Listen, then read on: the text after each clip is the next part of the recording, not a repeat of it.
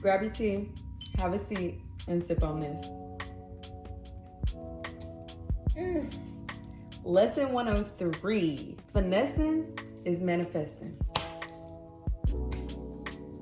It is. Honestly, finessing is so simple, y'all. You just gotta believe. In today's lesson, we will define finesse as well as manifest. We'll also discuss how we are in complete control of our own perceptions and how that ultimately leads us to our truest desires. And lastly, we will discuss why positioning yourself and your mind in places of positivity will aid in your manifestations. So I told y'all once before how this works, okay? I drove nearly 3 hours last year to Coachella Valley on a hope and a dream to see Frank Ocean headline last year's festival. The one night that he went, because somebody was like, oh, just come tomorrow. And I was like, nope, gotta go tonight, because I believed in my heart of hearts and my gut that I was going to see him that night. And guess what I did? I saw Frank Ocean. Okay, for the free, for the finesse, for the manifest, okay? And really, outside of relying on my intuition, relying on my discernment, and relying on the confidence that it was going to happen, I had community as well, which goes back to the point of positioning ourselves in places with the right people who also believe in the divine happening in our ultimate favor. Let's define finesse. It is the intricate and refined delicacy, okay? That's the noun. And let's define manifest. Now, manifest as an adjective means something is clear or obvious to the eye and the mind. It was clear to me that I was going to see Frank. And with careful intricacy and refined delicacy, I was able to make that happen. Y'all see where I'm going with this? You have to believe to conceive. You have to believe to receive.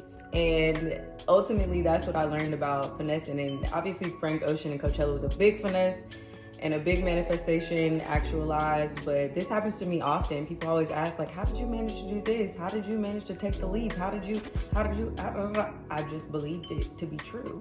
To the point of us being in control of our perceptions, we can literally make anything be what we want it to be. Like, if I believe that this ring here, because of the stones, will alter my mood and provide calmness and ease, that's what it's gonna start doing, because I believe that to be true. It's nothing special about, I mean, maybe it is something special about the stones, but like, I have to believe it to be true. I can give somebody else this ring and say, hey, put this on.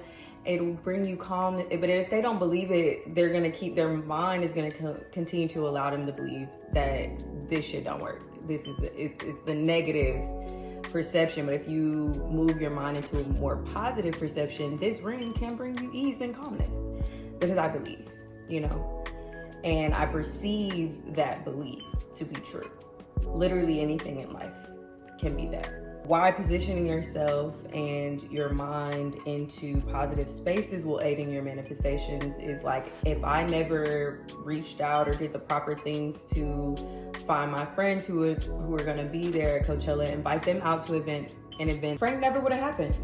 Frank never would have happened for me.